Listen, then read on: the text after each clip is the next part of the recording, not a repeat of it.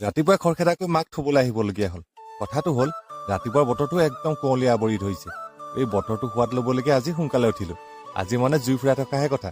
মায়ে খৰি আনিব গৈছে, মইহে মাক অলপ সহায় কৰি দিবলৈ বাগানে মাজে মাজে আহিছো। বাগানৰ জেওৰাখন ভাগিলে, সেই তাকে মায়ে গোটাই আছে। মই অলপ খৰি গোটাই দিছো।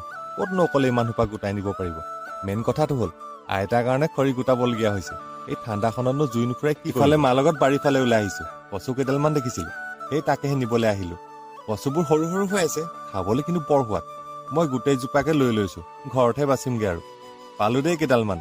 এনেকুৱা ঠাণ্ডা বতৰটো কাৰ কাৰ ভাল লাগে।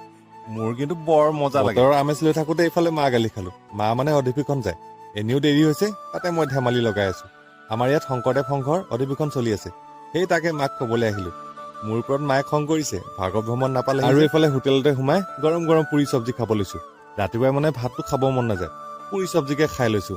আজিলৈ ইমানেই।